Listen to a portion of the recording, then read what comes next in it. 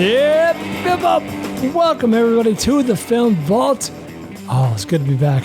I'm Brian Bishop. That's Anderson. We're your hosts, and we bring you a full roster of Fanflickssions this week, including a listener-assigned movie, a movie that Anderson saw that's in theaters, and a movie that I saw many months ago in the theaters is now available to stream. All of that coming up. How are you, buddy? I'm good, dude. Good to see you. How you, buddy? Yeah, hanging in. Yeah, hanging in? It's been an eventful few weeks. Yeah. Can't catch a break. Can't catch a break, but here we are. Things are looking up. I got friends who are who like worry about things, and they think they come in like pairs and triples, and like they're superstitious. Oh, I should wait for the shoe to drop. Well, if they were living in your shoes right now, I think they might just like lock themselves in a concrete box, a bomb shelter. Yeah, sure, and just wait. If they suffocate themselves, then whatever coming next can't happen. Brian's going through some stuff. I don't know how much you've talked about it, or how much you would like to talk about it. I tried to talk about it with you earlier, and you were in a movie, so we couldn't. True. Yeah. It was a nice distraction. I saw you know what? I saw a movie that is a perfect distraction for whatever you're going through. Yeah. Yeah, not you, Anderson, but whatever. No, it was great. I got a lot of dad talk. I got an hour and 40. I didn't think about that once. Really? My dad passed away. Well, who knows when? I think it was Saturday night or maybe Sunday. He was discovered, sadly, on Monday. Oh, he was living by himself? Yeah. He was. He fell asleep.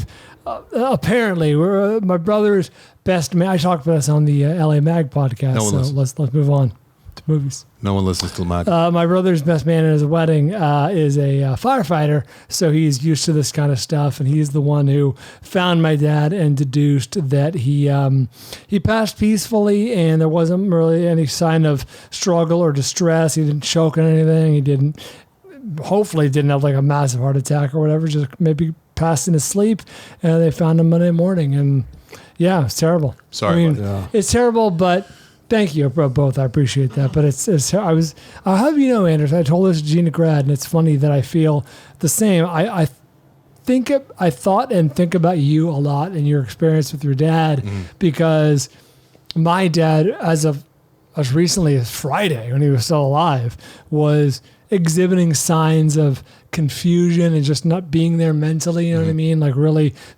clearly struggling. And I was convinced we were going to need to explore like assisted living or someone to come into the house. Just as recently as Friday. Yeah, literally as recently as Friday. I got a text from my brother saying like, dude, I just talked to dad. He's not making any sense, blah, blah. I'm like, oh boy. So this is many years of the man just not taking care of himself, being in really poor health. And so when I heard that from my brother on Friday, I was like, oh boy, we're going to have to look into, like I said, assisted living facilities, what you're saying is, all this stuff that I was just saying to you just now. And I thought about you and you know, the hell that you went through with your dad. You know, granted, it was a very specific situation with his dementia. And no, my dad was a pain in the ass from the moment I met him. Well, it was a compounding issue. Love my dad. Compounding issue. Yeah, it sounds like you kind of dodged a bullet. No, there we did. I was about to say we really. Well, so did he, honestly. Yeah, no, I was weirdly thankful. I got to say goodbye to my dad for like 10 years, over a long period of time, which I always feel bad for people who lose their loved ones and like they're still completely sharp as a tack, because that must be so weird, because I was able to kind of gradually say goodbye to my dad and you sounds like you got it like right there at the end. You saw the beginnings of that. Yeah. But you still got to like connect with him and okay. Yeah, I'm in a weird place where I'm sad, of course, my fucking dad died. Yeah. But like at the same time, my brother, Christy, my brother's wife, my mom, we all saw this coming. We all have expected this to happen for the last few years. The guy just never took care of himself. And hey, if anyone listening out there is motivated to, wrest control of your health care, let your parents do what they want. They've earned that right. Yeah, what I'm saying, people listening, don't become that person. Get a regiment. Stick with it. Take advantage today while you have time. But we expected that for the longest time. So I really liked your dad, and I love my dad. Never really made any sense that you came from him. I don't know if you ever got a chance to meet Brian's dad, but he was much cooler than me. He was very cool. Like he had a long goatee, and he was like funny, and like Yeah, he was very jovial. He was always the life of the party. I mean, he loved entertaining. That's where, you've been to my Christmas parties. Hopefully I get a little bit of that from the old man, but he was always barbecuing. He was always making drinks. He was always the straw that stirred the drink. Yeah. Almost literally. Yeah. Well, that's a shame. Brian, heart goes out, and I'm very sorry. And for the fact that you wanted to sit here when I first heard about it, I didn't hear about it till today because I'm on the old socials over there. As soon as Avery let me know, and I immediately tried to get a hold of you to say, like, hey, we don't have to record tonight, but at the same time, I know that it might be a welcome distraction. So, welcome distraction number one. Yes, thank you. I never entered my mind because you just found out yesterday, right? What is today? Tuesday? Yeah, Tuesday. I just found out yesterday. Yeah. But at the same time, I've been gone for the show for a couple of weeks. I've been, I had my procedure. You've been slacking. On my brain. Exactly. So I feel a real... He's like, enough about my dad. Let's talk about me now. Yeah, I feel like I'm not going to earn my paycheck if I don't show up once in a while. Well, that is true. That's true. Yeah. But here we are for the first time in 3 weeks. Good to see you, pal. It is good to see you. Thanks, I've been looking forward to this, and I look forward to it a little less when I heard that you were got once again another blow, but... It can only. I was telling your wife right before we started recording here. It can only get better, right? And you hit the nail on the head. It is kind of a relief in a sense. And let's we don't have to go through this protracted spiral. You know what I mean? Like it's over. The man is, he's at peace, right. And we can move on. Don't ever talk to that Dr. Drew guy. Don't ever talk to him about any of this. Really? Yeah, when I talked to him about my dad, he's like, he started going, I'm like, all right, Drew, you're making it so much worse. Like he was talking about details of what probably happened. I'm like, why are you doing this, Drew? Yeah. Why are you doing this? No one goes speak from yeah. He's like, everyone is in. I'm like, just okay. So don't talk to him. And also, like, just a reminder, and let's get to movies here in a second. But I'm doing it too now. Like, it's been a tough couple of weeks. Yeah, it was arduous and it was tough getting your brain poked. But that's good. Like you wanted to do that. That's not like a procedure that had to happen because of something bad that happened. Like you had the opportunity to do that. So that's actually a good thing, but it still took a lot out of you. And anything worth doing, it can be painful and uncomfortable, but you got to do it. Hey, speaking of movies, I wasn't planning on saying this, but vis-a-vis my dad, I think the two times I saw him laugh the hardest. Mm-hmm. Like in my youth was one when he took me to see Wayne's World and he laughed his ass off at the Bohemian Rhapsody scene. He thought that was the funniest thing he'd ever seen.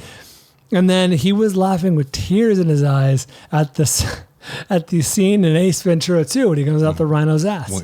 He thought that was the funniest thing he'd ever seen. As did we. Fell off his chair. Remember when I was giving you shit for having that on a list or something? You're like, Anderson, it's hilarious. I'm like, no, it's not. It's just not that funny. And then we watched it and I could not contain myself. You're right. You're like, you're right. It's kind of funny. Hey, here's what you don't do. You don't watch Liar Liar with the 6-year-old, speaking of Jim Carrey. Why not?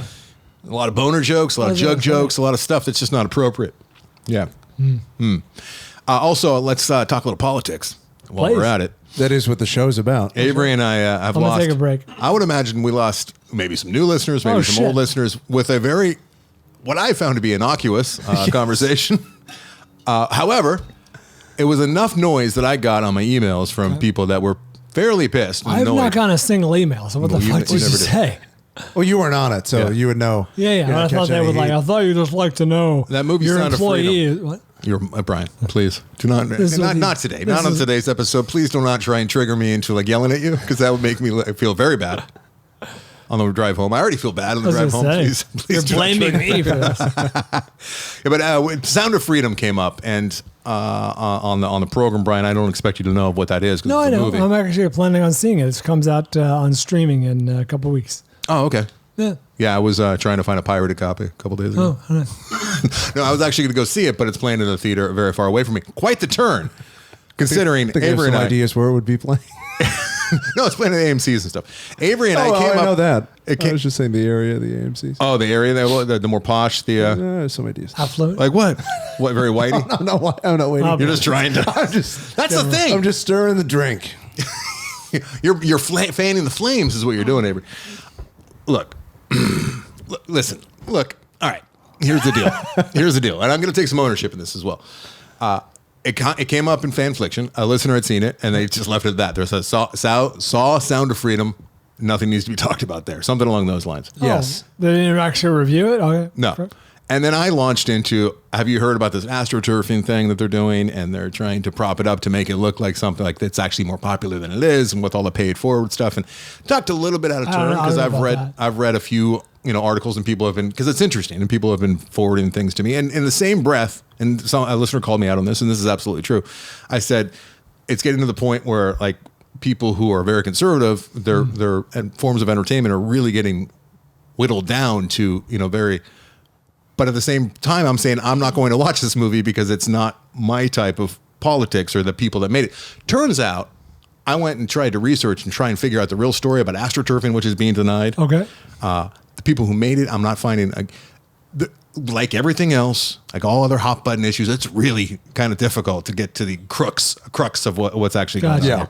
All that said, I should see this movie out of just because it's a cultural. It's culturally relevant. And I agree. And I would imagine it's probably pretty good. I also did a thing where I said that Superman was in it because he always reminds me of Superman because he played Jesus, and in my mind, Caviezel? It's the same character. Oh, they're in DK. Superman and Jesus are kind of like in my. The guy, which guy? Caviezel. Oh, okay. I said Superman because the other guy.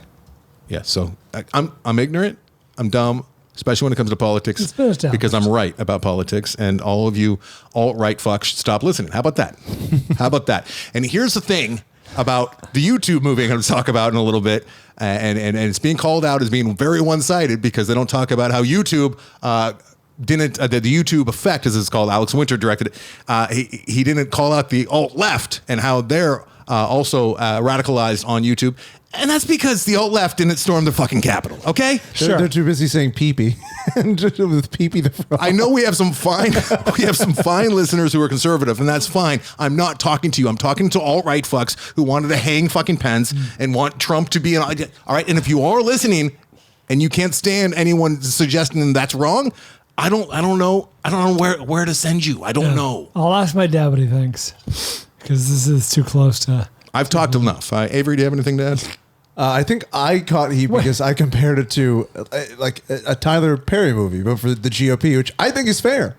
Where it's a movie made for a certain audience. I totally get why people don't have interest. I get why white people aren't going to go see Tyler Perry. It's like I'm not going to go see Tyler Perry. At this point, I imagine it's like Kevin Smith movie. Like it's made for his audience. Doesn't mean you shouldn't see it. You're more than welcome to see it. Sound of Freedom might have a lot of merit, and it's pointing out an actual problem because yes, there are some creeps in this world who do like all sorts of awful things with children. It's not Pizzagate related, but I mean there are horrible people out there that will make a profit, and also, there's all sorts of rumors going around because Disney dropped it when they got gobbled up, which happens all the time. But people are politicizing that, saying it's because of it. Yeah. And then they're independent distributor. I can see that being very easily misconstrued. I just need to see this fucking 2 hour and 15-minute movie that I would otherwise never see, but I need to see it. Good news. I don't. Apparently, the stream date on this is September 8th on Amazon Prime. Will somebody pay it forward to me? Oh, it's going to stream, or I gotta pay for it. If it's on Prime Video, then if you have that's Prime, right. Yeah. Everyone can see it. All right. And you don't need to see it? You don't care about the children? Harry had his life changed by Barbie. Give him a break. It's true. I know, Barbie fixed everything. There's no more problems. I admit that I open my mouth, and a lot of the time I don't have the stories straight, as do most people not have the fucking story straight. And it's funny when people come at me because I don't have their story straight. And it's like, that's your version of the story. That's how you interpret things. No one fucking knows. We're not in the goddamn room. I know that I like it when people do the good thing and the nice thing, and they prop people up and they help people out, and they don't want to fucking hate people. It's that simple. It's that fucking simple. Yeah. I should not be yelling. Can we, okay, sorry. Speaking of not getting the story straight, what was the initial beef of these emails to you? They were anti-conservative. You were dismissing anti-conservative, or shoving leftist politics down people's throats. Yeah. Okay. Yeah. I haven't heard the episode yet. During a 2-minute conversation. Yeah. Okay. I went back and listened, which I don't like to do. I did as well. I drove that conversation. That was the biggest egregious thing. It's like shut the fuck up, Anderson. Let Avery talk a little. No, I mean, I was all jacked up. You literally talked for 90 seconds. It was nothing. But I just did it out too. I can't help myself. He talked way more about it now than he did during the actual. He's going to get way more emails for this than he did during the actual. Avery did say perhaps there is a cultural shift that we should pay attention to, which seemed a little snooty. But I get it. I tend to agree. What is a cultural shift? I was talking about how so many conservatives are turning their backs on people. And so much media. Stern and Bill Burr, and like they're just running out of entertainment because everyone's leftist. Interesting. So, I think my argument was, if you feel like there's truly nowhere to go now, then it might be time to reevaluate. I think that some really thoughts and maybe. But that happens all the time, right? People get left behind culturally and left behind. There you go. Behind. Look, I'm not a political person. I don't, because I just can't, because I'll get too involved. I'll be radicalized. You know how I get. Sure. I got to keep it like just as simple about hockey and movies. All right. I want to hear about the YouTube effect. All right, let's get to like something more relevant. Fanfliction? What are the listeners seeing? Yeah. It's been a while. I want to hear what the people are seeing in a segment we call Fanfliction. Compiled by Mitch Burns. Oh, Mitch. Is he conservative? Cody Main on. How's he vote? He's Canadian. How does he vote? That's how I need to. I need to. Yeah. That's how what color? Yeah, that's how color tie? rank people's opinions. Cody Main on X. Mitch, you're right, but you're so fucking wrong. Cody Main on X. Feels good, man. A little dull at points. What? I don't How know. dare you? But Who's this? Cody Main. Cody. Obviously a voting red state over there, right? A little dull at points, but the story itself is a fascinating study of the decline of humanity and also of protecting your art. Oh, nice.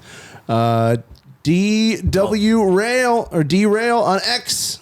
Heart of Stone, aka Mission Impossible. Can we just call it Twitter though? Can we just continue calling it Twitter? It's kind of like when like Candlestick Park became Monster Park. Yeah, right? yeah. Can't we just Monster. continue to call it? Yeah. Let's just say Candlestick fuck you. till it fucking We're going to call it what we think it is. Thank you for pulling that candlestick. I need like that. That was for you, but I wouldn't have done that last week. I didn't know any other parts. This week I'll do it. Derail on Twitter. Yeah. That's a lot against my dad, a candlestick. aka Mission Impossible. Buddy. Instead of Tom Cruise doing real stunts, we get Gal Gadot, Jamie Dornan, and a green screen. Wait, what is this? What are you talking Heart about? of Stone, the new It's a Gal Netflix Gadot movie. right? Oh, is it a Netflix movie or not? That poor woman, apparently, from all accounts, is so nice, but she just missteps left and right with the Imagine song, which, I mean, she meant well by that, I think, but it English is her backfired. second language. She's trying her best. But do we want to guess the Heart of Stone FVT? I don't know anything about this. 50%. Yeah, lower. 38. 45. Split the difference. Split the difference. Curtis Hilms on Twitter. Kurt. Teenage Mutant Ninja Turtles, Mutant Mayhem. Fun. Pretty solid. What? Really captures the teenage part in a way I hadn't seen before. Doesn't quite transcend the young audience target, but there's enough here for everyone to have a good time. Do we want to guess the TMNT FVT score? It's a lot of letters. 100%. Yeah, 90. 87. Oh, What? Thought it'd be higher. Racist. Peter Beta on Facebook. What? Racist. So our hands green Fucking people. leftist. Turtles are clearly black. Peter Two of Beta. them. Two of them are, I think. 2 of the 4. I don't hear color. The Passenger is a fantastic bloody two-hander starring Kyle Gallner and Johnny Berchtold. Heard good things. That's full of style and interesting editing choices. Only available to rent, but worth the $7. Hey, Kyle Gallner, fuck the ass. Oh, and Matthew, don't know where it's coming from, but he's a smart guy because I took Avery's advice. Caught up on Smokey and the Bandit. It was great, and it holds up. Plus, I've had the theme song Eastbound and Down stuck in my head, and I'm not complaining. Is that the one that you can actually get and not Cannibal Run? One of those two is not accessible. Smokey, you can. It might still be on Netflix. It might be just about to leave. Right. Either way, let's see. When I saw Talk to Me. Oh, yes, I almost did. I was planning on doing that last night, and instead I indulged. It was. It's definitely worth seeing. All right, since we last talked to you, not only did Bryan lose his dad, but we also lost William Friedkin Yes. as a director. Don't bury the lead. Pee Wee Herman's dead. And Pee Wee, Paul Rubens is Yes. also no longer with us. So Yeah, they look seem what to go in happens. threes. Three great ones. My dad, William Friedkin, and Pee Wee Herman. Do not laugh. Do not besmirch your father's name here the day You're right. after. One great one and a couple of yokels. Yeah, you should catch up with Talk to Me. It's one of ththose where absolutely, if you're a horror fan, you should run on to this Right. now. I'm But not. I think this also transcends that a little bit too, where because a lot of horror fans they'll see most horror things. It just takes a couple little things here and there where it's like, oh, there's a great decapitation scene. They'll run out and see it, whatever it is. This, I think, transcends that. There's a lot of interesting, hungry filmmaking in there. I like the way it was shot. I think the acting was phenomenal with a bunch of unknowns and younger actors. So excited to see what they'll do. And I really liked the ending. It kept me going. I was wondering how it would be wrapped up, and it really wrapped up in this nice little interesting mind-bending package. You see what he did there, Bryan? What's that? He talked about the ending without talking about the ending. That was pretty good, How huh? did you do that? That was pretty good. It was hard. It was hard. No, I was planning. I heard you had seen it. I was planning on knocking it out, and that's not the right way to say it. But I was planning. I had some time last night, and I almost. Skull trauma. But you know what I like did? I was reading some stuff about William Friedkin. I was listening to some interviews, and I'm like, God damn it, I have to watch The French Connection right now. I felt like having some dirty New York 70s in my blood, and I've seen it twice already. I've not seen it probably 10 years. I sat down and watched myself some French Connection. I had to pay for it. I had to rent it. Wasn't on any streamers, which we're seeing much more these days. I mean, very few things are, but it was well worth the $4 or whatever. And I wanted to do top 5 William Friedkin movies because he really is one of the greats from that era, Brian. And I think we should do that for Patreon this month. Sure. And I think I might be peppering in like the few that I have not seen on his catalog over the next few months because it's a good idea. Makes amazing, especially in the 70s. I did the same thing the day he died. I watched The Hunted. Yeah, little Benicio, little. I heard him talking about the his style that he had to use for directing the two different actors in Benicio and Tommy Lee Jones. Tommy Lee Jones, so Tommy Lee Jones, he would just direct him. He just gave him the blocking. He's like, here, you're walking in this door. You got to go sit down over there. You look up here, and then you walk out. That's your direction. Tommy Lee's like, I can do that. Benicio, he says, all right, Benicio, I want you to walk in this door. Benicio's like, why am I walking in the door? And he's like, all right, I need you to walk through that door. I don't know, because you want to get in this room. And you got to sit down over there. What was my relationship with my father when I was 14? And he's like, Benicio, I don't know what it was. I can make something up for you if that'll help, because if it's not on the page, that's your job. How do you think of that? I didn't mean to skate past this. I know Billy Friedkin was a father figure to you. No, he was not. I sat with him at a wedding once for like 4 hours at Diana Manigan's wedding. And looking back on that, I was such a fool for not keeping in touch with that man, and his wife, Sherry Lansing, as well. Mike and I were... You should reach out with condolences on a script. No, I didn't. Could you imagine? But it really, here I am posthumously getting, paying respect. And I got to tell you that watching The French Connection, while it is a great movie, it's great. It scratched so many of those itches that I was looking for. This is not an official Flickfession, by the way. But I don't remember being so put off by the cops and their ways, and like there's no good people in that movie. No, they're Popeye Doyle's he's playing outside the lines, way outside the lines. But I think when I first saw that as a kid, I'm like, that's what you got to do to be a cop. See, I had the advantage of only seeing it, I guess, recently. I feel like, when did I flick past that? It was 5 years ago, whatever it was. And it's it's a very cynical look at life in New York law enforcement in the 70s. But I remember seeing that as like a young, impressionable kid too, and that along with all sorts of other hard-boiled cop type, even Lethal Weapon, like they made Popeye Doyle looks like I wanted to live that lifestyle where I wake up with a beer and I just go make it. Like what he was doing was so impressive with the amount of hangover and pain that he must be feeling, but he would still just run after the perp like right after having his ankle handcuffed to a bed by some trollop he met on a bike the night before. Like it was just. He was Superman. He was like a different kind of Superman. I think about that whenever somebody in a movie, they show them, it's like a day in the life. It's like all it takes place in one day, and they wake up with a hangover. I always think that guy's still fucking hungover. He's still hungover, and he's doing this. Look at him. Like as shitty as Die Hard 3 was, he's still doing the whole thing profoundly hungover. It's like real man superhero, right? It's impressive if you know what that does to your body. French Connection was on my list of top 5 movies you waited too long to see. Flickfest did in June of 2014. Over 9 years ago. Everyone can sleep satisfied. That's right. I finally closed that loop. They all get to know when you're welcome. Hey, quick little trivia, and then we'll move on from French Connection. Popeyes, the chicken place. Hmm? Oh, I sent you that. It was originally named something else, like Come Down Chicken or something, and it wasn't doing so hot out in Louisiana. And you know what? We're going to rename this after Popeye Doyle. Really? Yeah. Popeye Doyle, and then people started flocking. Found that hard to believe. It's 100% true. Apocryphal. Thank you for sending that to me, Avery. I actually double researched it last night as I was watching The French Connection. That car chase scene. At the first half, I'm like, all right, you know what? I remember going nuts about this car chase scene. And then it starts ramping up. I'm like, all right. These heard William Friedkin talking about, I think it was on Marin just over the weekend, just talking about how he would never, ever do that. He interviewed him for like 10 years ago, talking about how reckless and irresponsible it was. Like, no shit. Well, you also couldn't now. The number of camera phones. Couldn't then.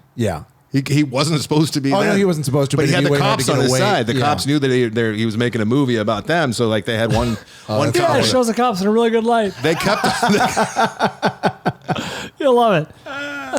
It was just about the drugs. It's like, what are you doing? Like, what? Just going into like the bar and just like ruining everyone's night by taking their drugs and smashing them on the ground. And like, what are you doing? Just let people party. What's the problem? Knocking it up. That's a great scene, undeniably. My favorite scene for that movie is the the subway in and out with the that was really good. The enemy. I want to say that's better, superior, but it's very good. I love that scene. Froggy A. Frog. That was they called the guy when they were looking for him. It was Frog A, Frog B, or Frog 1, Frog 2. Froggy. Very, very offensive to all French people. Oh, look at that. My Corona reached out to me. I was picking my feet in Poughkeepsie when I watched that last night. Really? Okay, let's go. It's a line from the movie. All right. Okay, I was going to say that's a deep hole. All right, we're going to get into some movies. Yeah, let's do it. I mean, if you want to. Let's talk Teenage Mutant Ninja Turtles. You mean TMM? Yeah. That's right. Sounds dirty. Sounds profane. Teenage Mutant Ninja Turtles Mutant Mayhem is a film that is a 2023 film in theaters now, directed by Jeff Rowe. I did not know until I did my research afterwards.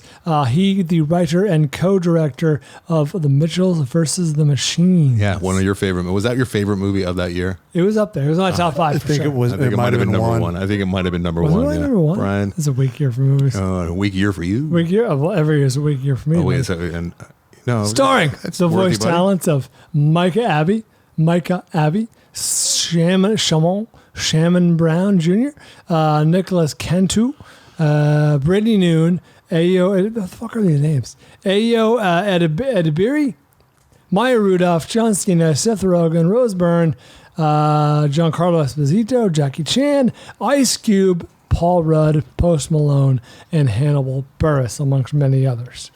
96% on Rotten Tomatoes. This is in theaters now, if you so desire. And produced by, we should point out, Seth Rogen and Evan Goldberg, who are also co-writers in the film. Think about that.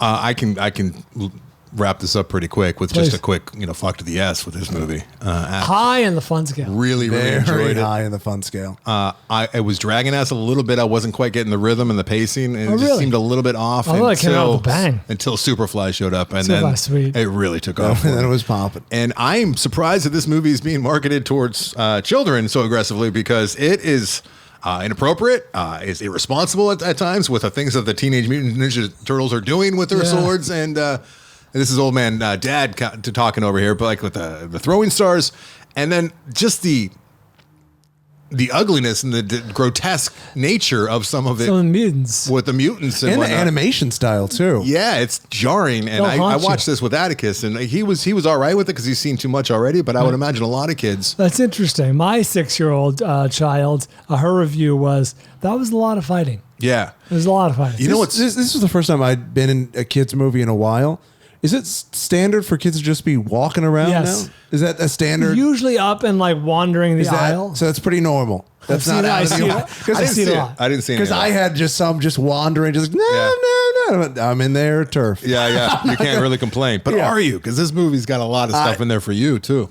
This is definitely in the Spider-Verse school of thought. If this is the effect that Spider-Verse is going to have on animation, I'm all for it. I'm all for it, right? I like what you said, which I observed that it's a very good movie, and I liked it a lot. It's sort of the poor man's Spider-Verse. Yes. I don't mean that as an insult. People think the poor man's whatever is like very insulting. What I'm saying is, you want Spider-Verse, you don't got the money, you're poor, you want a BMW so you can afford it. We understand what poor man's. No, I don't think people do. Look at him being a smug. Bryan, please, this is the week where I'm supposed to be nice, but don't say things like, oh, you want a BMW, but you're poor, so you get the Infinity. Did you just say that? It's a good car. Please, hey, stick around, buddy. I'm hurting, Linda. Oh, you should. I was in the car with my buddy. You want a Bugatti, but you get a Lamborghini. Everyone's friend, Mike Carano. That's not a good example. Your name came up, buddy. This is pre your dad, so I was still being mean. And I was talking about how you were just turning your nose up at Ruth's Chris, going, it's fine, it's okay. But you can't get a good steak for under $200. Something like along those lines, and it's just. I didn't say that. Something along those lines. lines. You can get a good steak for $75. If you look hard enough at happy hour. In the wrong side of town? Yeah, in a place no one goes. on Dine LA week. When in the midst of a recession. Yeah. If you got a coupon, a Groupon.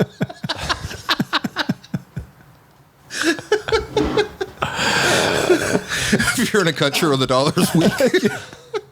If you're in a war-torn country. Yeah, if you're only in the mood for 4 ounces of filet and you want to split it with your wife. It's on the human rights watch list. Hey, I'll take you out for good steak. All right. So this is very good, and it's hard not to compare it with I like the Spider-Verse, but Roots Chris.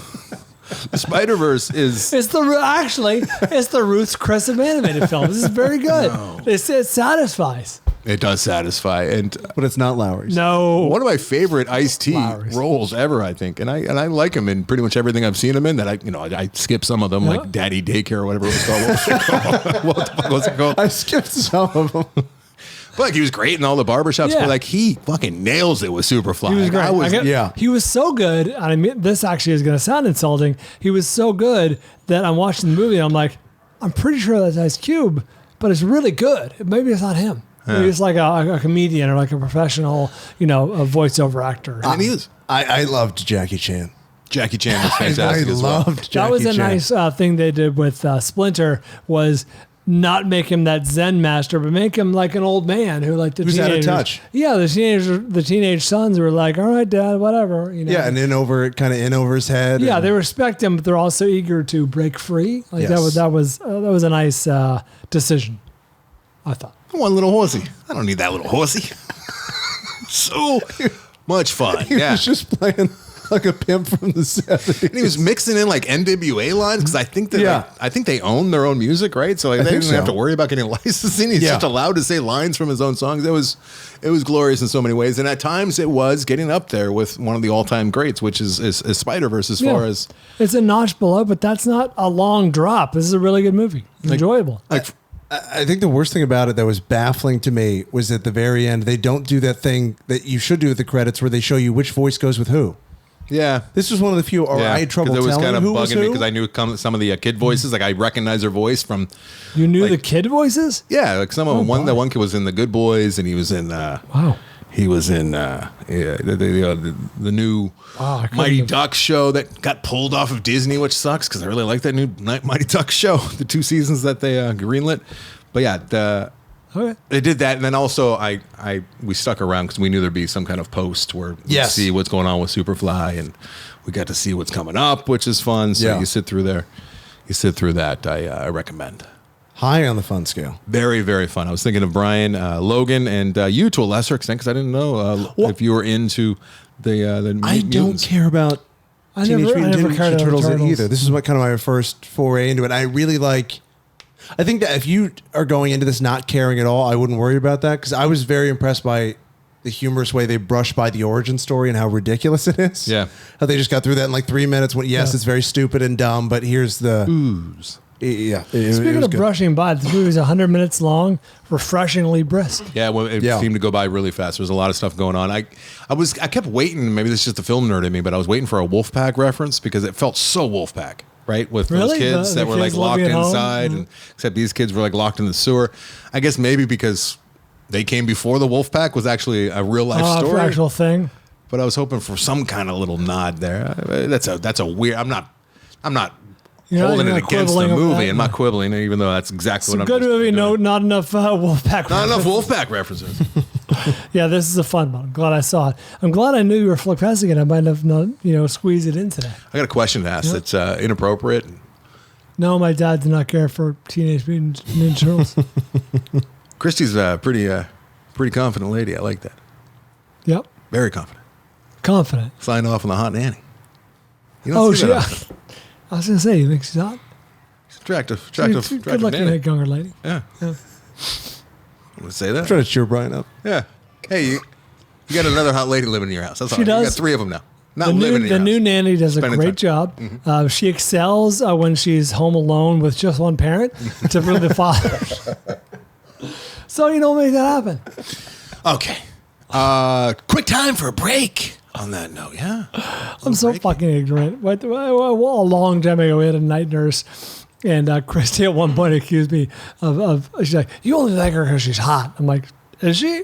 I mean, I look at her as like an employee. Oh, no.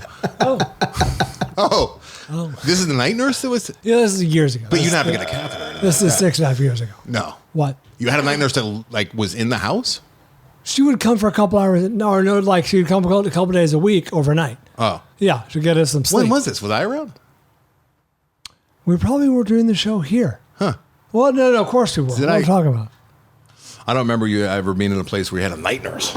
Well, we're not rolling the Bucks, couldn't afford it 7 days a week, but like Tuesdays and Thursdays or whatever it was. So it was a poor man's version of a night nurse. Yeah, well put. Yeah, exactly. Let's take a break. I wanted the BMW of night nurses. I was hoping for the Roots. Ended up with Miss Infinity. All right, we'll come back with.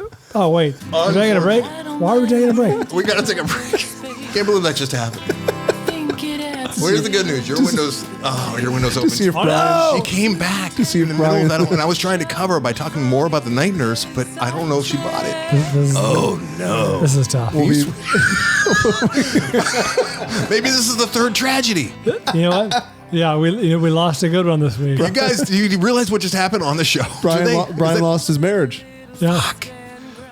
All right, so Brian's new name is she left, and then where we were talking, and she came right, she was like right outside the window, and she opposite, and Avery's just like, there she is, starts laughing, which did not help anything, Avery.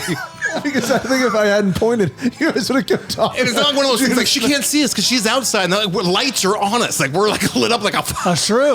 We're highlighting. The windows are all. Oh no! This is bad. Literally 10 feet away. 8 feet. Santa's like, oh, she's pretty, huh? Hey, Rick, cut that out. We'll be back in a second after we compose ourselves.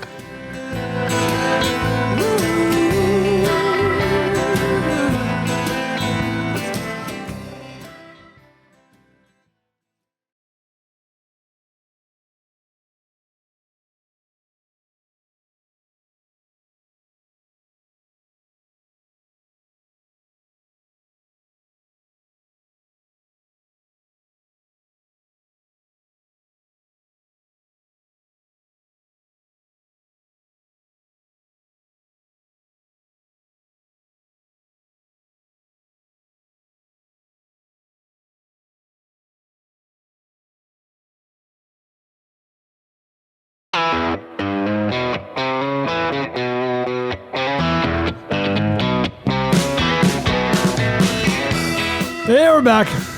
Not sure where we left in the first place. Hey, if you're a babysitter in the Los Angeles area, you're looking for employment. It's so not like me to do something like that. Like, how often have I ever talked about attractive girls with you? I just don't do it. I was giving you some shit. I'm not even sure. Avery, what happened? I don't know. No, I don't know. You still don't know. I'm not 100% sure what happened. Wait, you're not sure what happened? Good chance that she heard us talking about your night nurse, but good chance she heard a lot of the conversation because she was right outside. Oh, boy. All right.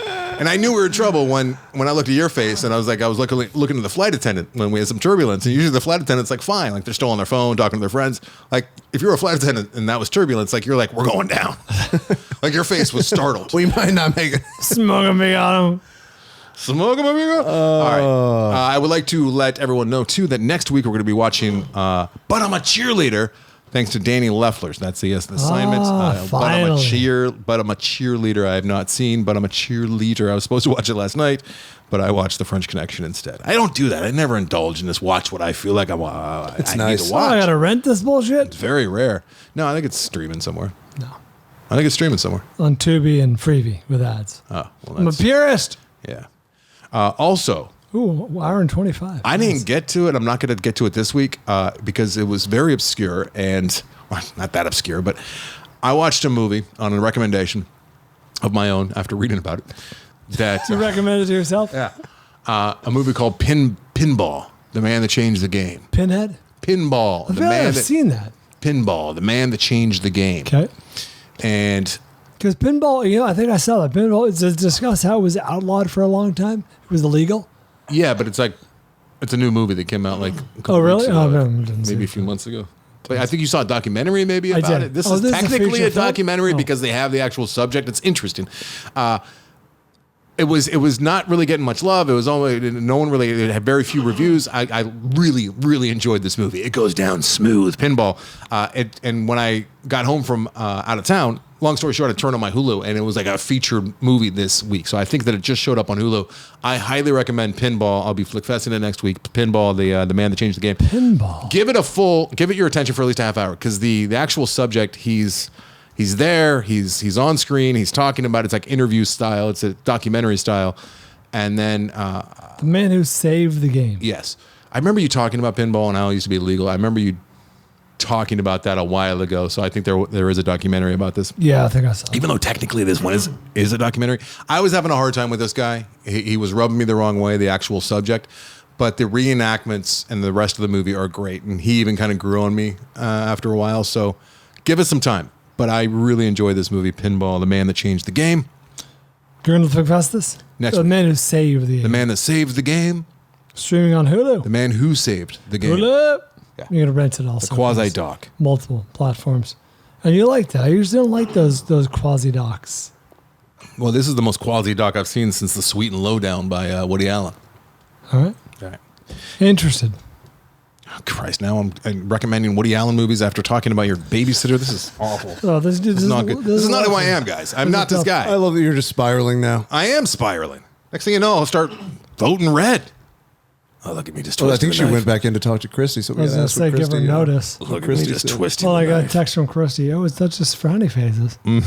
She asked, "Who's the guy in the glasses? Which one? Which one?" All right. Let's get to. You want to go Synchronic? What do you got, Brian?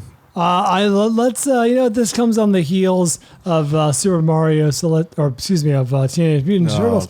I saw Christ. Super Mario, Oh, and it is Christ. now streaming on Peacock. In fact, you'll see when we get to our long list of movies going on on the right now? Amazon read that someone already clicked through and rented that baby. So if you're if you're considering the Super Mario Brothers movie, listen up. It's very good. Let's move on.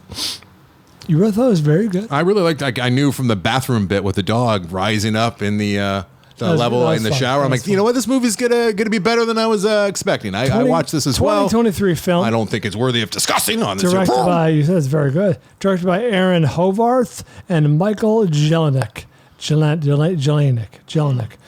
Starring the voices of Chris Pratt, Anya Taylor-Joy, Marge, What are we doing? Charlie Day, Jack Black, Keegan-Michael Key, Seth Rogen, there he is again, Fred Armisen, and Sebastian Maniscalco. Just 59% on Rotten Tomatoes. Really? Surprising, yeah. Yeah, it should be a little better than that. You can stream this on Peacock or rent it across the few different platforms. Good and bad about this movie. It's 92 minutes long. Good. It's a kid's movie. And yet the plot still manages to be paper thin. Like, it's weirdly amorphous. The movie only exists to get Mario into different iterations. You see this? No, I didn't. Different iterations of previous own game. video game Yeah. properties. So they're like, at one point, he's training to be like Super Mario on what is like the original game that we're all familiar with. And then at some point, he's fighting Donkey Kong. Why? No one knows. No, there is a reason. I know, but it was it's- to get the donkey. It was to get the army. It was to get paper the thin. Donkey they go Kong to army. the Donkey Army, and Donkey Dad is like, if you defeat my son in battle. And it's like, all right, guess we're doing battle then. Mm-hmm. And then and then all of a sudden they're racing on a Mario Kart track. And it's like, all right, I understand what you're up No, they against. actually had to fight, Brian. They had to. No, you they had were to literally fight racing Donkey on a Kong. rainbow bridge. Well, once they teamed up, they were doing that. But before to get the Kong army, he had to fight Donkey Kong on the power ups with all the other monkeys around. You remember, not monkeys, they're apes. Yeah. but they're all And around then, in like, the the theater. Yeah, Coliseum. it was like the Coliseum. Yeah. yeah. And then later, they're actually team up and they become friends. They're trying to Sure. defeat the common enemy. It's paying homage to the actual the original game as well as. The Haunted Mansion game or whatever it's called with Luigi's Haunted Mansion. What's it called? I don't know. Paper thin. I can tell you this: the best part for me was Seth Rogen as Donkey Kong. He fucking nailed it. He was was great. hilarious. He was very good. It was great. The King Koopa, whatever his name was also very fun. I thought you liked the little star thing. That was like There was a lot of good stuff in here. It's not a bad movie. In fact, I think it's a 3-star movie. It might be the best movie from Illumination. Not saying much. Oh, that's but it's what's There's better something. than this? I love Minions. Didn't they do? What? I'm joking. Didn't Before they do gets that up. Sing I thought you were Street gonna- stuff though that people like? Sing is terrible. I thought people liked that. I don't. People do like it, but it's not good. Easy, Brian. Settle down with your. Brian gets very impassioned about children's cartoons. About He really does. Illumination. I've been subjected to a lot of these. Why are you bringing this one to the program? This You is could do actually much worse. decent. This comes out 15 years ago. It's the best Pixar movie you've ever seen. That's actually And there was true. buzz. People were interested in seeing this. It was weird. I thought that was member berries and people loved their Mario, right? And I was expecting absolute trash. Addie really wanted to watch it, my 6-year-old, so I sat down and watched it. I was pleasantly surprised. And I think there's a lot of people who, like me, who are on the fence. Or I was not going to spend money to go see it in theaters, but would consider seeing it streaming. So if you guys think it's worth streaming now in the comfort of your own home, precisely. And I don't want to be the first time that I talk about this to be on the I get that. Good. Okay, good. That's nice. Thank you. I appreciate that, Brian. Thank you. And there's enough. I think you'll agree. There's enough genuine chuckles in this movie, like funny moments and light moments that pass by like so much snow, but are fun and enjoyable. It makes it worthwhile. Do the visuals do it justice? Yeah, I thought it looked really nice. It looked fine. It's not there. I love. It's not Mint Ninja Turtles. Like where they actually came from like the streets of Brooklyn, right? Yeah, the plumbers in Brooklyn. They were plumbers. They showed their actual world. Like, oh, that's funny. That's fun. Yeah, it was cute. It was way better than it had to be. Right? This could have been a total mail-in to put this could have been toys in Happy Meals. Yeah, 3-star movie. You could do a lot worse for kids all about Mario. A, you've probably seen it, but B, if they want to rent it, this is worth your money. There's some nice little messaging in there about taking care of the little guy. And I loved all the back and forth between Mario and Kong. I wanted a whole movie of just Mario and Kong fighting the entire time. You might see, I like Charlie Day. I like Charlie Day as Luigi. I enjoyed that. He was all right. I mean, he was gone for half the movie. It's true. Yeah. When he came back, it was glorious. All right. What are we talking about next? I want to hear about the YouTube effect. YouTube effect. Directed by Alex Winter. Alex Winter, he made the Deep Web documentary a few years ago. He's a very good documentary filmmaker. Alex Winter. You might probably better know him as Bill from Bill and Ted's. What did he do recently? He did something recently. There was. He did one on ABBA. The Dark Net, right? No, Dark Web. Deep Web. Yeah. The Deep Web. I did a Netflix movie that was. Anyway, go ahead. Oh, he did the Showbiz Kids.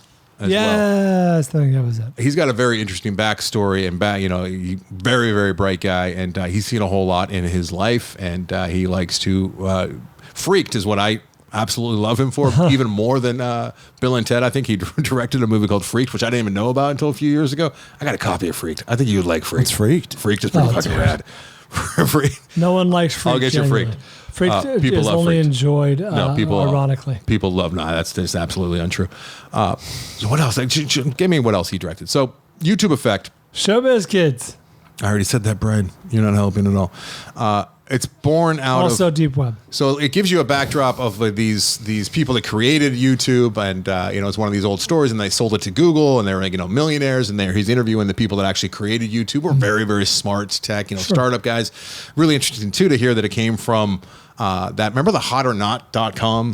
Yes. I had a friend who was on that. That's the idea. I forgot all about Hot or Not. It was one of the first things that was on the internet, and people I thought it was just fucking awful because people were putting their picture up there and just getting slaughtered. Yeah. I'm like, these poor people. I had a friend's girlfriend who was on there, and it didn't go well. That's where the idea for YouTube came from. Like the creators were like, what if you had video of this? Like, what if you could put your video of yourself on Hot or Not?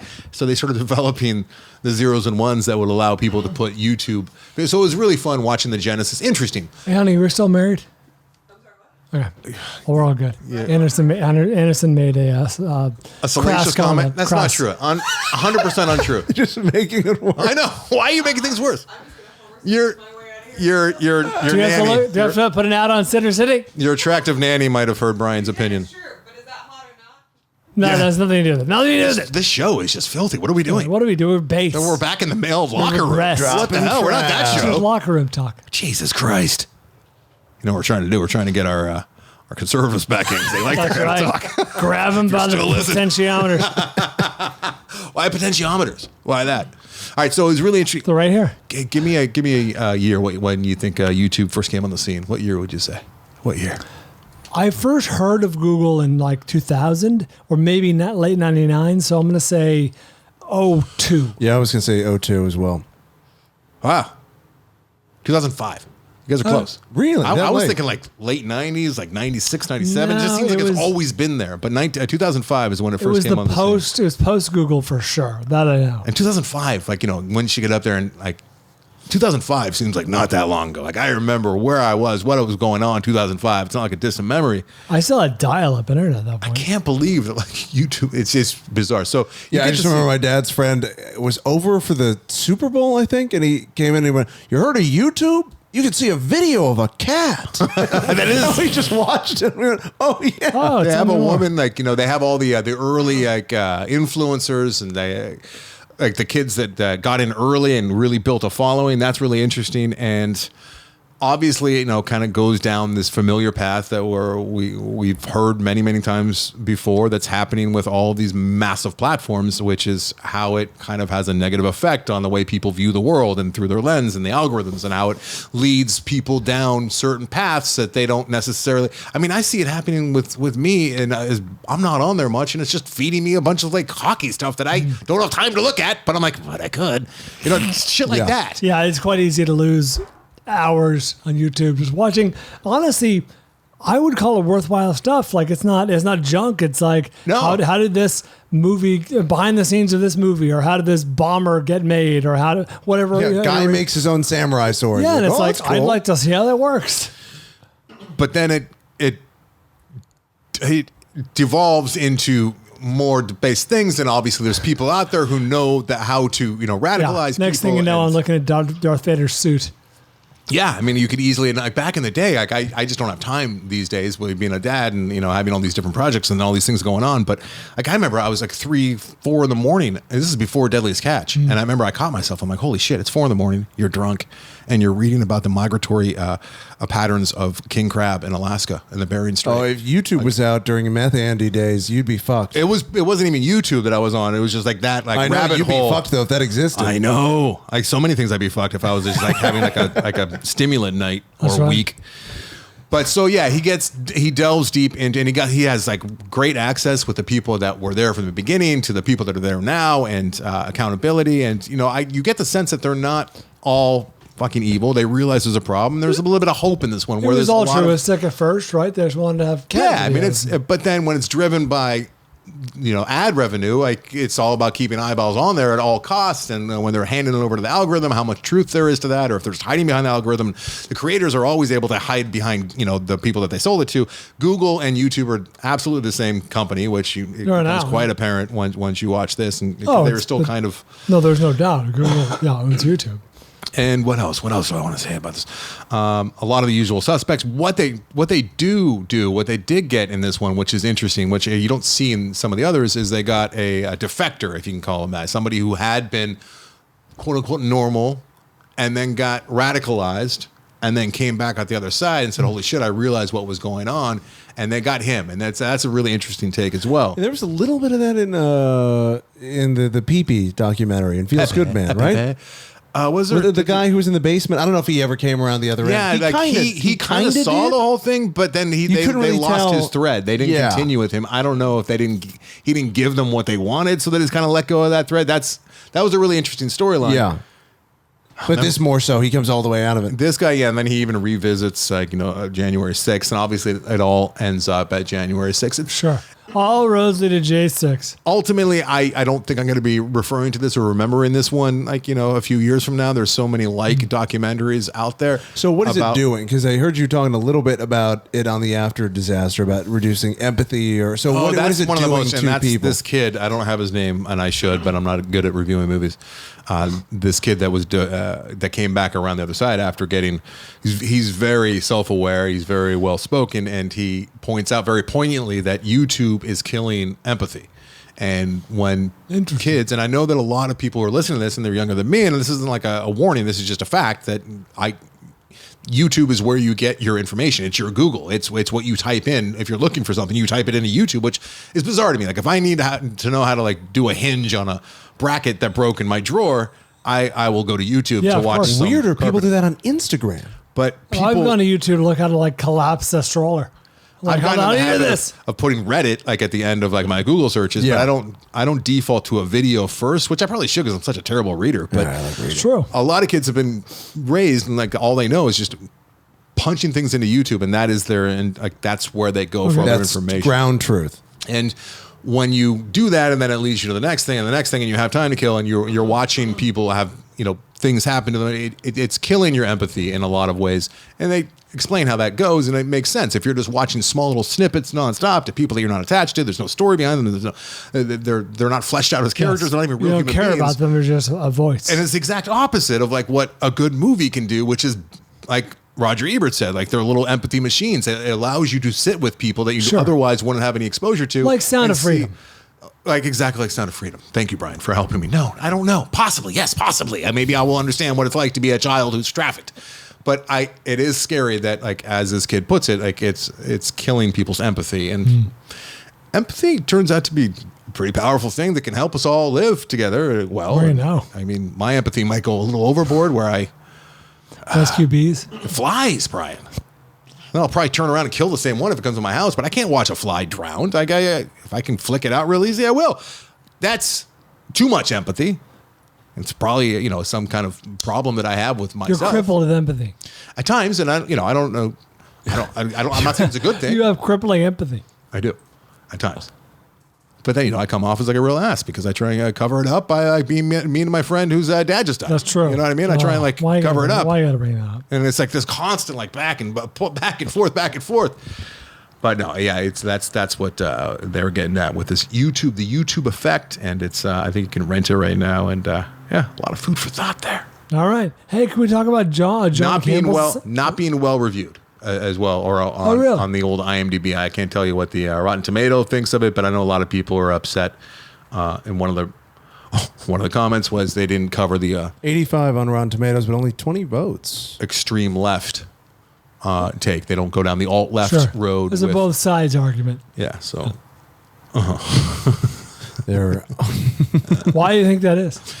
I think maybe because it's not very interesting to watch people whine and complain about pronouns when you have another group of people who went to our attempted to kill the vice president. But then I guess that there is, a possibility that those were all Antifas posing. We're having this argument again all these years later. Okay. All right. It wasn't that long ago. It was like 3-4 years. Atticus was like a tiny little kid when I marched him up that hill. All right, let's talk about John Campbell's assignment to us. Yes. Synchronic. Synchronic. 2019 film directed by Justin Benson and Aaron Moorhead, starring Anthony Mackie, Jamie Dornan, and Ali Ionitis. Mm-hmm. That's a tough name to pronounce. That's it. I'm going to say Ionitis. All right. 79% on Rotten Tomatoes. You can stream this on Netflix or rent it. This debuted at the Toronto International Film Festival. TIFF. It has throws a real gauntlet because the opening scene where they're so we open with two EMTs, right, ambulance drivers, and they respond to a call, and it is in a seedy portion of NOLA, New Orleans, Louisiana, and they go and find a man who has been run through with some sort of stabbing device. Large knife. Large sword? No, he's like, what do you call it? It's like a 3-foot knife. He's like, you mean a sword? Something along those lines. Okay. Yeah. And then his friend, girlfriend, partner, who is coming down off a drug high and is kind of unable to help. But this kicks off our story. That's a barbarian house. It's not, but how much does it look like the barbarian house? It looks from the front. Yeah. I thought it was. I was so excited. I was talking to John Campbell today or yesterday about how I really wanted that to be the same house. Like it's just a house that they shot at, but it was not. Did you get Seven vibes from the opening of this movie? Got a little Seven vibes. There's also a nice oneer, as John Campbell pointed out. The camera moves differently than I would associate with Fincher. It's got a really cool long shot, like Anderson said, the oneer. But the opening scene. I didn't get the impression the tourism board of New Orleans was involved in the making of this film. Felt a little. It made me not want to go. A little like no permits? No, thing? More like we're going to show a side of New Orleans seedy side. Is not going to make the commercials. Yeah. It was an underbelly of New Orleans. New Orleans. Kind of like seedy. Kind of like Beast of the Southern Wild, right? That was a part of Louisiana that I don't think that the tourist board is propping up. Yeah. So what ends up happening? This is the first time I've seen these guys. I've seen their other work with the Endless. I believe it was called Spring was the first one that I saw of theirs, which I was talking to John Campbell, who assigned us this movie as well.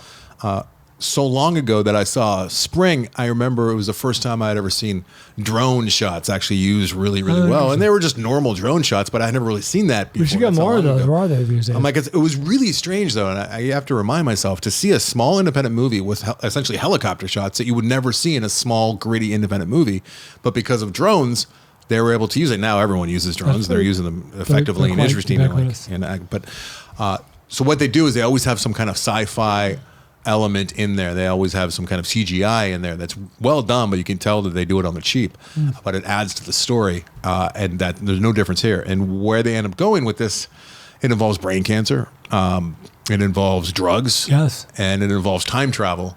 Three And things I love. It's all food for thought, and it's interesting. It's also one of those movies where the first act or two, like you're like, what's happening here? But then it all pieces together, and you're like, oh, that's why he was at the bottom of the shaft. Reminded me a little bit of what's the movie just Flickfest?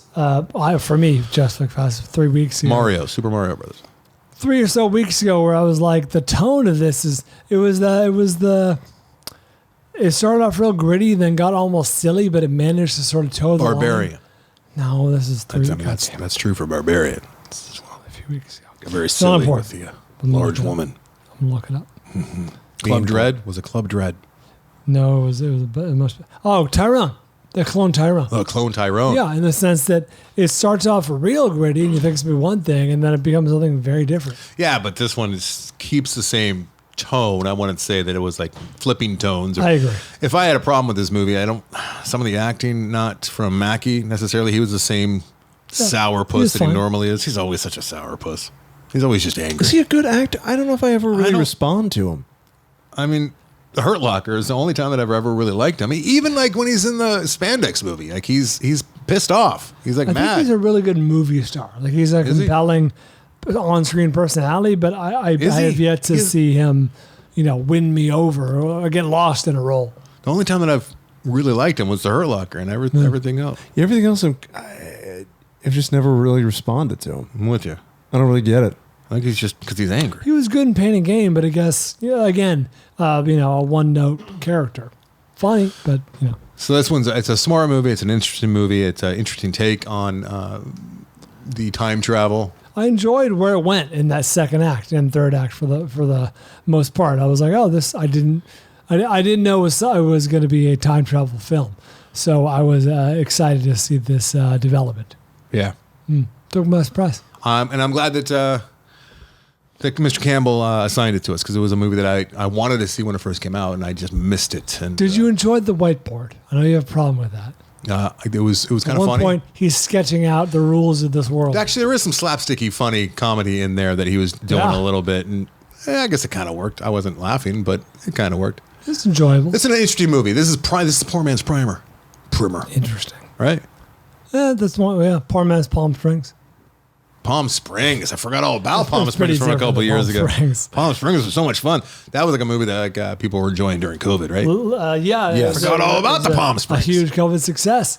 Let me tell you this. You probably didn't, you may not have picked up on it, but one of those things that rings true to me, a survivor, the radiation mask, the mask that put on his face. I was like, yep, had one of those. And all the MRI stuff. Yeah, those was radiation, buddy. But with the sounds and whatnot. Was that triggering to you at all? No, felt comforting to see it. Actually, I like seeing that stuff portrayed on screen. I'm the one who keeps track of what's assigned, what we owe, and I purposely did not have you watch this one the same week. While I was going through my procedure, I appreciate that. You watch Last Looks instead. I thought that was good, very, very enjoyable. Hey, let me ask you this question though, as it relates to Synchronic, vis-a-vis Synchronic. Bryan, please don't do that. What is the appeal of the drug Synchronic? Like what would someone have to tell you to make you want to take it? Because as far as I can tell, it terrifies you with wildly vivid hallucinations and visions. I think they're going after that one drug. I even saw a documentary on it. I can't remember the name of it right now, but it takes you to the death portal and it takes you right on the edge of it. It makes you let you see the other side. And a lot of people they want to explore. I know when I was younger, I hated my mental state so much. I was so upset with the way things were. And looking back, I don't think it was that bad, but maybe I was just dramatic. But all I wanted to do was change my brain chemistry, and I was hoping it would stay changed. But what I never thought of until now I'm older, I'm like, what if it stayed changed for the worse, though? Yeah. You idiots. Who's at that to point, say any change is good, but you're looking back couldn't worse. I had friends that were stoners and they took too much acid and they were kind of just hey, what's up? And I wanted to be one of those guys. I wanted a lobotomy almost. I just want to stop thinking about all this shit. Can you imagine Chill Anderson? Oh, I wanted to be Chill. Burnout Anderson. Oh, that'd be walking around in flip flops. I try, guys. I still try. When I lived down by the ocean for those few years with my now wife, I remember trying to wear flip flops. I'm going to try this the best I can. I got a bike. It didn't take. It's a bad combo. Can't do it. And bike. No, it's a fine combo. You ever see those guys? You know, who could pull that off. Matthew McConaughey. He's probably biking right now with flip flops. Biking right there. He is. Hey, you want to babysit? Yeah. So it's a good watch. It's the type of movie that a certain select group of people that like to, little sci-fi, a little like hard thinking, and trying to piece things together, and like, oh, that's interesting. Yeah. It's not as dense as Primer, but it is. It appeals to the same crowd. Yeah, where I was talking to John Campbell, we were talking about how Shane Carruth probably should have or may have been a technical advisor on this. I feel like anyone who makes a time travel movie at this point, it should be like obligatory that they get in touch with Shane. Pay it forward. Shane Carruth to see what he thinks about their. What's he up to these days? Is he making movies? And we talked about him too. Like as far as I could tell, he's not. He's an actor too. He shows up here and there. Sad. Man, has a lot to offer. Yeah, what is Shane Carruth doing? All right, let's get out of here. All right, let's get out of here. We got a robust top 5 to explore on the next episode. Jonathan Mooser is the one who assigned us top 5 motivational speeches. Yeah. I was going to go rousing speeches because that kind of came up in Teenage Mutant Ninja Turtles. I'm aroused. Remember that? It was a rousing speech. I'm aroused. But I don't think it fits for a motivational necessarily. But yeah, it was fun. I'm fucking motivated, Brian. I've been watching motivational speeches all week. Getting hype all week. All right, look for that in your feed if you don't mind. Where Abraham is right here. Thank you, Mother Bell, for being our feature artist. And thank you, John Campbell, for assigning us Synchronic. If you want to assign us a film, get in line. Now, if you want to assign us a film, sign up for our Patreon. I think it's sold out, so you can't do that. At $10 a month, I'll open it up. At $10 a month, and you can. Oh no, $25. It's $25 a month, but it's sold out right now. It's sold out. No, so we can only do so many. We can only do so many. We do 2 a year for these people that sign up. I have to hire a new babysitter. You do have to hire a new babysitter. That is true. Should we have Christy on next episode and explain to her what happened? She's not going to talk to me. Christ. You gotta leave. I hate when that kind of thing happens. I wasn't trying to be disrespectful. I mean, it's a compliment. I noticed she's an attractive lady, and I was trying to bring a little fun to the show. I hope you're talking. Now I can never come out. Dude, make sure that you don't have her on like the nights that we're recording at least, because I never want to see that. That's the only night we have her. Fuck. Anderson and Bryan on Instagram, Anderson and Bryan on TikTok, The Film Vault on Facebook, The Film Vault on Twitter, The Film Vault Podcast on YouTube, the aforementioned YouTube. Thanks for tapping that Amazon banner, guys. We had a long list, weeks worth of items. Yeah, a few weeks worth of items on the next episode. Freaked is still not streaming anywhere. You can't rent it, nothing. How did I see it? I probably gave you the copy. I was so enamored with this movie when I found it. Freaked. It's pretty bad. It's so great. So good. All right, thanks, Gio. Hope you're doing well. Mitch Burns, you too. Mike Cole for helping us with our gambling stats, and of course, Eric Kath killing it on YouTube. Addie's Antiques. Oh, I got an idea for you. I'm going to try and sell you on a idea for Addie's Antiques. For now, check them out over Facebook, and until next time. We do it for Van Gogh.